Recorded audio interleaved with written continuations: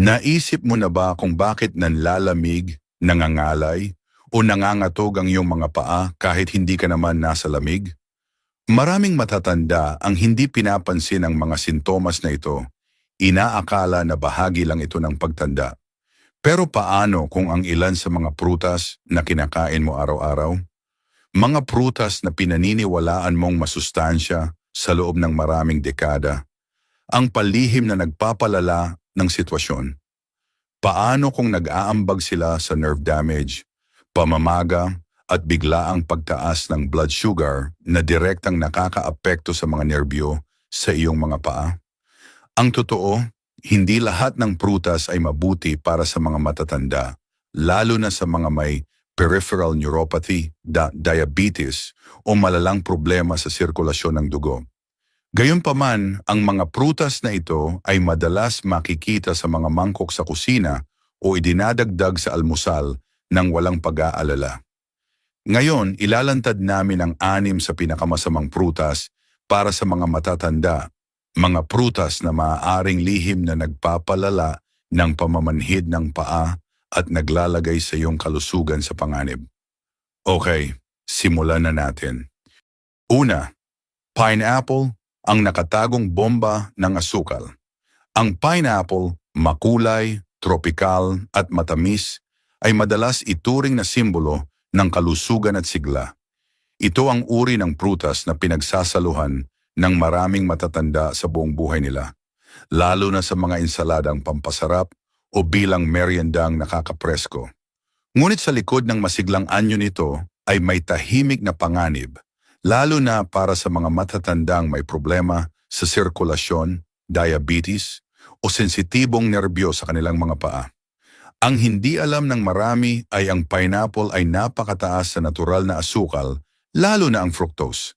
Kahit natural na asukal, asukal pa rin ito, at kapag kinain ng labis, maaari itong magdulot ng tunay na pinsala.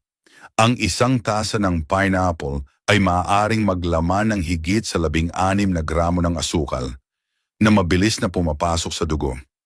Para sa mga matatanda na ang katawan ay maaaring hindi na gaanong epektibong nagpoproseso ng asukal tulad ng dati, ang biglaang pagtaas ng glucose sa dugo ay maaaring makasama. Sa paglipas ng panahon, nag-aambag ito sa tinatawag ng mga doktor na glycemic stress, isang nakakapinsalang siklo kung saan tumataas ng husto ang asukal sa dugo at pagkatapos ay biglang bumabagsak na inaagaw ang mga sustansya at oxygen na kailangan ng iyong mga nerbyo upang manatiling malusog. Sa mga paa, nagiging halata ang pinsalang ito. Pakiramdam na parang nangangalay, pamamanhid, o parang may cotton kapag naglalakad. Maaring pakiramdam mo'y parang nananaginip ang iyong paa kahit na ika'y nakaupo ng matagal.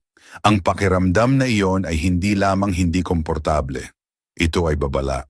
Ibig sabihin ang iyong mga nerbyo ay nagsisimulang mag-malfunction, posibleng patay na dahil sa kakulangan ng tamang daloy ng dugo at labis na asukal sa iyong bloodstream. At ang pineapple, kapang kinain ng madalas o sa malaking dami, ay maaaring tahimik na magpabilis sa prosesong ito.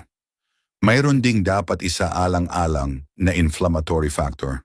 Ang pineapple ay naglalaman ng bromelain, isang compound na sa ilang tao ay maaaring makairita sa bituka o mag-trigger ng histamine.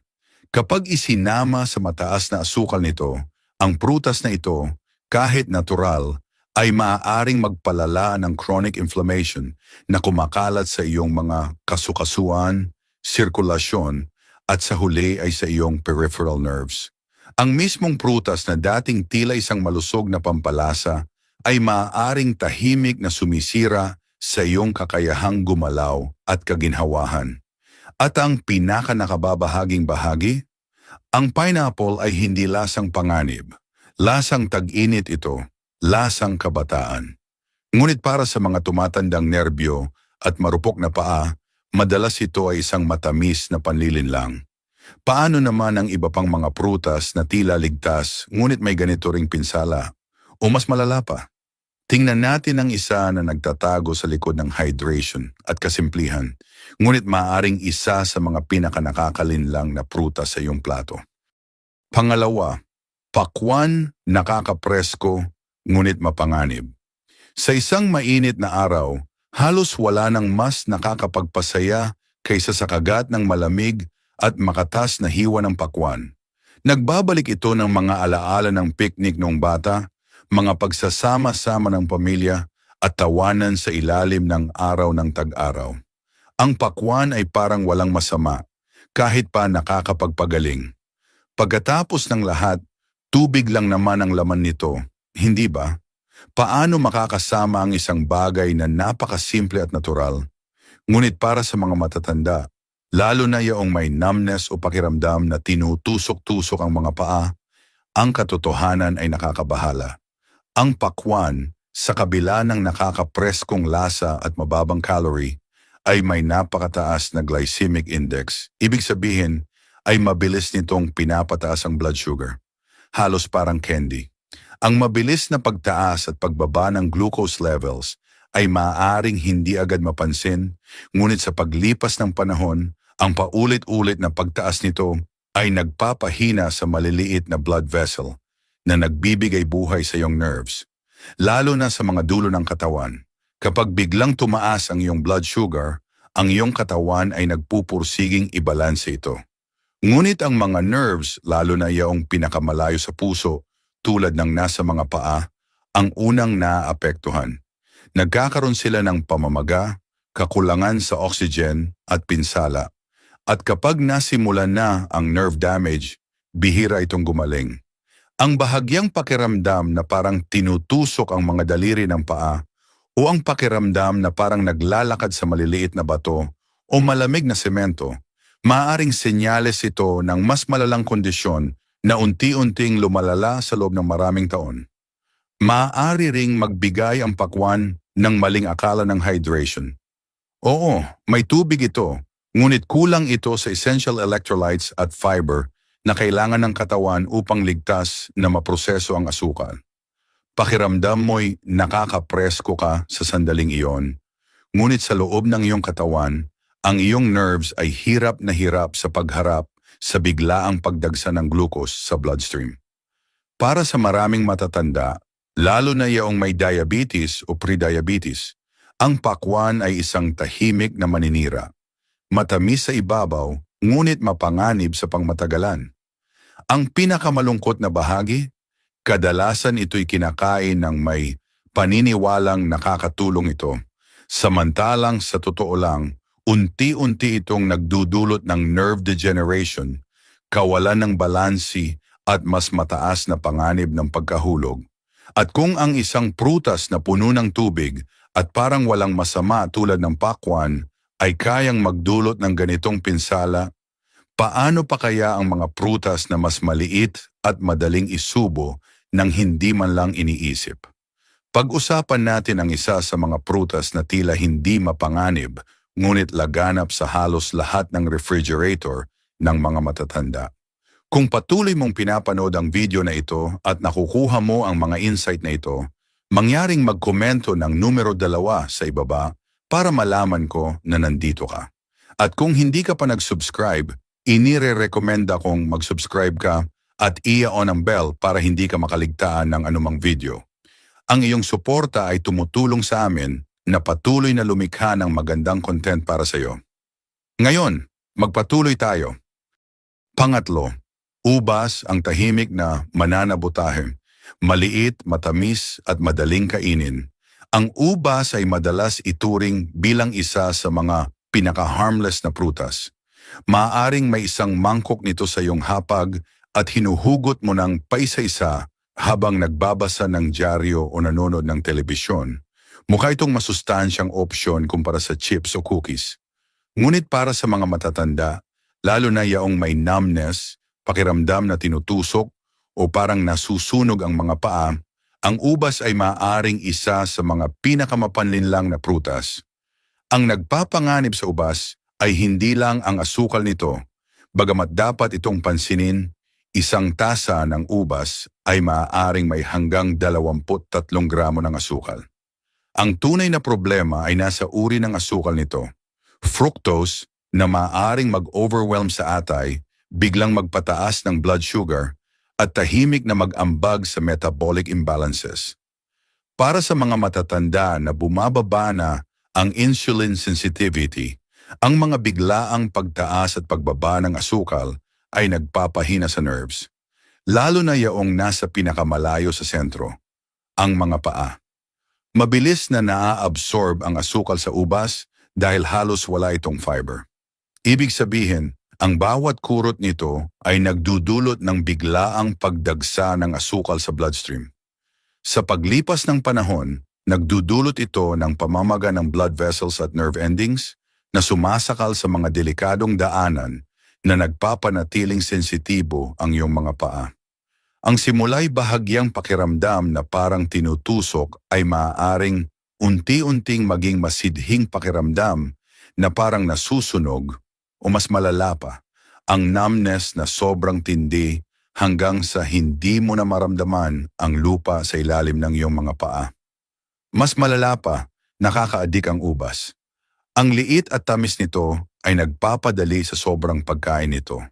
Hindi tulad ng isang mabigat na dessert, bihira mong mapansin kung kailan ka sumobra. Ngunit ramdam ito ng iyong nerves. Nararamdaman nila ang epekto sa bawat dagdag na gramo ng asukal, sa bawat paghinaan ng circulation, at sa bawat sandali ng oxidative stress na unti-unting sumisira sa kanilang lakas.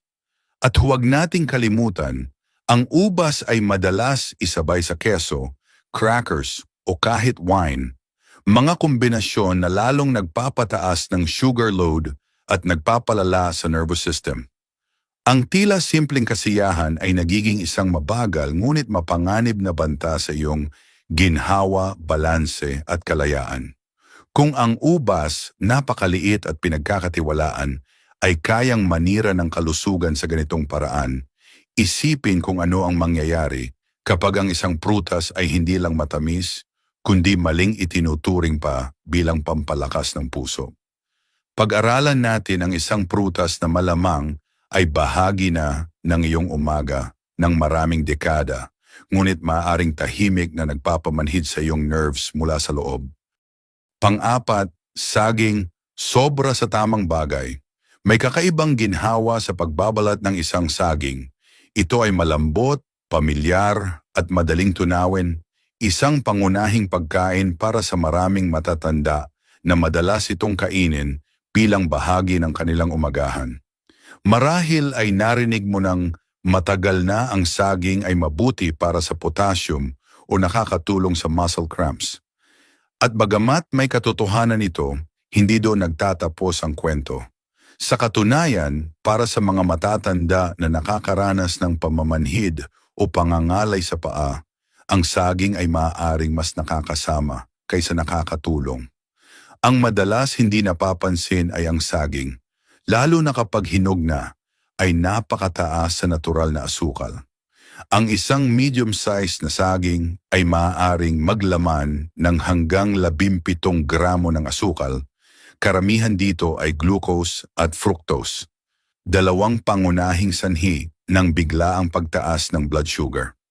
Ang mga biglaang pagtaas ng glucose ay maaaring lalong mapanganib para sa mga matatanda na may nabawasang insulin sensitivity, prediabetes o type 2 diabetes. Lahat ng ito ay karaniwan sa pagtanda.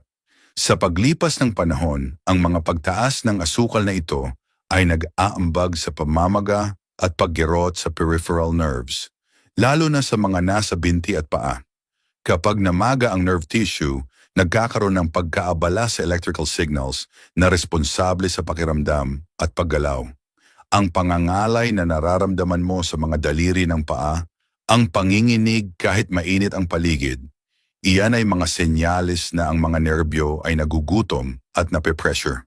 Ang saging ay naglalaman din ng isang natural na compound na tinatawag na tyramine, na maaaring makaapekto sa pagkipot at presyon ng mga daluyan ng dugo. Bagamat hindi naman masama sa katamtamang dami, kapag sobra o kapag isinabay sa ilang mga gamot, maaari itong magdulot ng pagbabago sa daloy ng dugo na lalong nagpapahina sa sirkulasyon sa mga paa. At kapag hindi maayos ang daloy ng dugo, ang mga nerbyo ay hindi gumagaling. Sila ay unti-unting namamatay, tahimik, madalas ng walang babala. Kumakain tayo ng saging sa paniniwalang nakakatulong ito sa puso at mga kalamnan, ngunit bihira nating isipin ang pinsalang maaari nitong idulot sa ating mga pinakamahinang nerbyo. Ito ay isang perpektong halimbawa kung paano ang isang malusog na bagay ay maaaring maging mapanganib kapag nagbabago ang katawan sa pagtanda. Ngunit kung ang saging na matagal nang pinagkakatiwalaan at minamahal ay maaaring magdulot ng napakaraming nakatagong pinsala, ano kaya ang mangyayari kapag ang prutas ay hindi lang matamis, kundi nakakonsentra pa sa isang mas malakas na anyo na nagpapalala sa bawat panganib? Ngayon, tingnan natin ang isang uri ng prutas na puno ng asukal sa napakaliit na serving. At ang mga epekto nito ay maaring magulat ka. Kung nanonood ka pa rin ng video na ito at nakakatanggap ng mahahalagang impormasyon, mangyaring magkomento ng numero 4 sa ibaba para malaman kong nandito ka. At kung hindi ka pa nakasubscribe, inire-recommend akong mag-subscribe ka at i-on ang bell para hindi mo makaligtaan ng anumang video. Ang iyong suporta ay tumutulong sa amin na patuloy na gumawa ng magandang content para sa iyo. Ngayon, magpatuloy tayo. Panglima, pinatuyong prutas, konsentradong problema. Maaring mukhang hindi nakakapinsala ang mga ito sa iyong pantry. Isang dakot ng pasas, ilang datiles, o di kaya'y ilang pinatuyong aprikot o igos na nakasil sa isang ziplock bag. Maaari mo pa itong isabog sa iyong cereal sa pag-aakalang nagdaragdag ka ng fiber at natural na tamis. Sa loob ng maraming dekada, ang pinatuyong prutas ay may reputasyon bilang masustansyang merienda, kadalasang pinipili bilang mas magandang alternatibo sa mga processed na dessert. Ngunit ang hindi alam ng karamihan, lalo na ng mga matatanda, ay ang pinatuyong prutas ay isa sa mga pinakakonsentradong pinagmumulan ng asukal na maaari mong kainin. At para sa mga tumatandang nerbyo, lalo na sa iyong mga paa, ang konsentradong tamis na ito ay maaaring maging isang mabagal ngunit nakamamatay na lason. Kapag pinatuyo ang mga prutas, nawawala ang tubig ngunit nananatili ang asukal. At hindi lang ito nananatili, nagiging mas konsentrado pa ito. Ang dating isang piraso ng sariwang prutas ay nagiging isang maliit na kagat na puno ng fructose at glucose. Halimbawa, ang isang maliit na dakot ng pasas ay maaaring maglaman ng kasing dami ng asukal sa isang chocolate bar nang walang halatang pagsisisi. Iyan ang nakatagong panganib. Ang pinatuyong prutas ay mukhang inosente, halos parang gamot, ngunit para sa mga matatanda, lalo na yaong may mga problema sa blood sugar o nerve damage, ito ay isang bitag na nakabalot. Ang konsentradong asukal na ito ay mabilis na tumatama sa iyong sistema, binabaha ang iyong bloodstream at ino-overwhelm ang iyong insulin response. Para sa mga matatanda na ang katawan ay hindi na gaanong metabolically resilient, nangangahulugan ito ng mas mataas at mas matagal na blood sugar levels, direktang nagpapalala sa pamamaga ng mga nerbyo.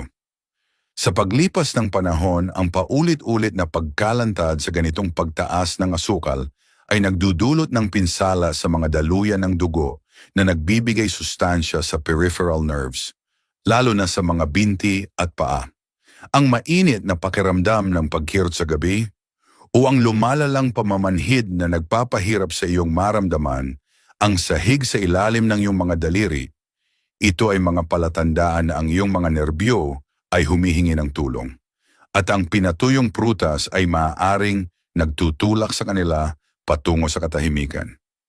Mas masahol pa, ang mga pinatuyong prutas ay madalas tinatratuhan ng mga preservative tulad ng sulfites na maaaring magdulot ng karagdagang pamamaga o allergic reactions. At dahil maliit at chewy ang mga ito, madali silang ma-overeat. Napakadali. Ngayon, isipin mo ang isang prutas na hindi pinatuyo, ngunit nagtatago pa rin sa likod ng isang kaibigan niyong mukha. Isang prutas na madalas nating iniuugnay sa kalusugan, immunity at sigla. Ngunit para sa maraming matatanda, maaari itong tahimik na makairita sa mga nerbyo at makagambala sa mismong mga gamot na dapat ay nagpoprotekta sa kanila. Tingnan natin ang huling prutas sa ating listahan. Isang prutas na maaaring magulat ka ng husto. Pang-anim, mga dalandan, hindi laging pampalusog sa puso. Sa loob ng maraming henerasyon, ang mga dalandan ay naging simbolo ng mabuting kalusugan mula sa almusal ng mga bata hanggang sa tanghalian sa mga sentro para sa matatanda. Pinagkakatiwalaan ng mga ito dahil sa bitamina C at reputasyon nito sa pagpapalakas ng resistensya. Maaaring naaalala mo na noong panahon ng trangkaso, sinasabihan ka na uminom ng orange juice o kumain ng buong dalandan para manatiling malakas. At bagamat may katotohanan pa rin ang ilan sa mga payong iyon sa tamang konteksto para sa mga matatanda, lalo na ang mga may nerve issues, diabetes o circulatory challenges, ang mga dalandan ay maaaring mas makasama kaysa makatulong. Ang totoo, ang mga dalandan ay naglalaman ng malaking halaga ng asukal at kapag regular na kinain, lalo na sa anyo ng juice, maaari nitong mabilis na pataasin ang blood sugar levels. Ang isang medium-sized na dalandan ay naglalaman ng humigit kumulang 12 gramo ng asukal.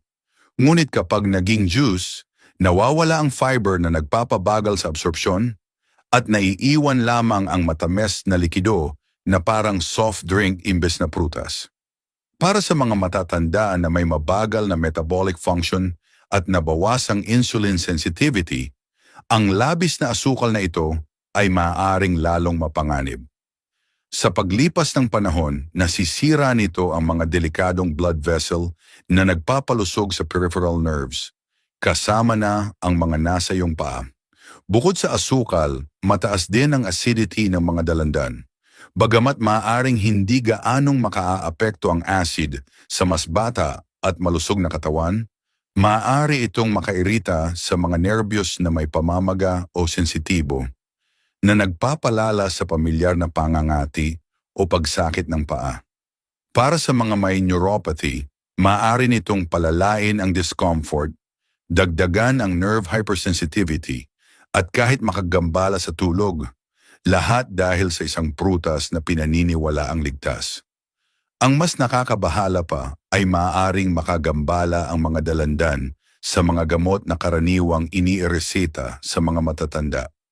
Maaari nitong baguhin ang paraan ng pag-metabolize ng katawan sa mga statin, gamot sa alta presyon at ilang anti-inflammatory medications.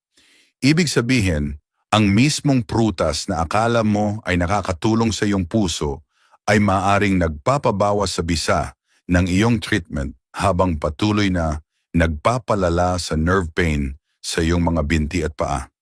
Kaya bagamat maaari pa rin kasama ang mga dalandan sa ilang dieta, hindi ito laging ligtas na pagpipilian, lalo na kapag araw-araw na kinain o kung hindi nauunawaan ang buong epekto nito. Ngayong nakita mo kung paano kahit ang mga pinagkakatiwalaang prutas ay maaaring makasira sa iyong nerve health, maaaring nagtataka ka. Ano ang dapat kong kainin bilang pamalit? Ang sagot ay maaaring magulat ka dahil ang ilan sa pinakamabuting prutas para sa iyong paa ay ang mga madalas na papabayaan. Ano ang maaari mong gawin bilang kapalit? Mas malulusog na alternatibong prutas. Matapos malaman kung paano ang ilang prutas ay maaaring unti-unting sumira sa iyong mga nerbyo at magpalala ng pamamanhid sa iyong mga paa, madaling madismaya o kahit na maramdaman ang pagtatraidor. Pagkatapos ng lahat, ito ang mga pagkain na minsan ay sinabihan tayong kainin ng regular. Ngunit habang tumatanda tayo, nagbabago ang mga patakaran. Ang ating mga katawan ay nagiging mas sensitibo, ang ating mga nerbyo ay mas nanghihina, At ang dating nagpapalusog sa atin ay maaaring ngayon ay laban sa atin. Gayunpaman, ang layunin ay hindi ang talikuran, ang prutas ng tuluyan. Ito ay ang gumawa ng mas matalinong at sinasadyang mga pagpipiling magpoprotekta sa iyong mga nerbyo, susuporta sa iyong sirkulasyon at makikipagtulungan sa iyong tumatandang katawan, hindi lalaban dito. Simulan sa pamamagitan ng pagpili ng mga prutas na natural na mababa sa asukal at mayaman sa fiber at antioxidants. Ang mga berry tulad ng blueberries, raspberries at strawberries ay ilan sa pinakamahuhusay na kaalyado para sa mga nakatatanda. Sapat ang tamis nito upang mapunan ang ating paghahangad, ngunit sapat na mababa sa glycemic index upang maiwasan ang mapanganib na pagtaas ng blood sugar. Puno ng mga anti-inflammatory compound, aktibong sinusuportahan ng mga berry ang kalusugan ng nerbyo at binabawasan ng oxidative stress na maaaring magpahupa ng neuropathy. Ang avocado, bagamat kadalasang nakakalimutan bilang isang prutas, ay isa pang malakas na pagpipilian. Ang malulusog na taba nito ay sumusuporta sa kalusugan ng puso at nagpapatatag ng blood sugar na tumutulong upang mapanatili ang nerve function at protektahan ang mga blood vessel. Hindi tulad ng mga matatamis na prutas, pinapakain ng avocado ang katawan nang hindi ito sobrang pinapasigla, nagbibigay ng kalmado at tuloy-tuloy na enerhiya. Ang mansanas, lalo na kapag kinain kasama ang balat, ay nagbibigay ng nakakabusog na crunch na may balanse ng natural na asukal at fiber. Dahan-dahan itong natutunaw na tumutulong upang mapanatili ang steady glucose levels sa buong araw. At ang lemon, bagamat maasim at kadalasang ginagamit bilang pampasarap, ay nagbibigay ng mahalagang vitamin C at sumusuporta sa detoxification ng walang mabigat na asukal na taglay ng mga dalandan. Ang susi ay hindi ang iwasan ng prutas ng buo, kundi ang piliin ang mga umaayon sa nagbabagong pangangailangan ng iyong katawan. Pagsamahin ang mga prutas na ito sa protina o malulusog na taba, isang dakot ng mani, isang hiwa ng keso, upang pabagalin ang pagtunaw at bigyan ng iyong katawan ng oras na kailangan nito upang ligtas na masipsip ang mga nutrisyon. Ang yugtong ito ng buhay ay hindi tungkol sa pagbabawas, kundi tungkol sa karunungan. Ang gamitin ng iyong nalalaman upang mapanatili ang iyong paggalaw, kalayaan at kapanatagan ng loob. At habang ipinagpapatuloy mo ang paglalakbay na ito, maaari mong itanong, ano-ano pang mga pagkain na matagal nang itinuturing na malusog ang maaaring palihim na sumisira sa iyong kalusugan? Ang mga sagot ay maaaring magulat sa iyo at magbigay sa iyo ng kapangyarihan. Mga pangwakas na pag-iisip, ang iyong mga paa ay nagsasalita. Nakikinig ka ba? Habang tayo ay tumatanda, nauunawaan natin na ang kalusugan ay hindi lamang tungkol sa ating idinadagdag, kundi pati na rin sa ating pinipiling bitawan. Ang mga prutas na ating tinalakay ay maaaring makulay, pamilyar, o kahit na nakakaginhawa, ngunit hindi palaging nakakatulong sa mga katawan na ating tinitirhan ngayon. At iyan ang masakit na katotohanang hindi naririnig ng marami sa atin. Na ang isang bagay na natural ay maaaring maging mapanganib habang tayo ay tumatanda.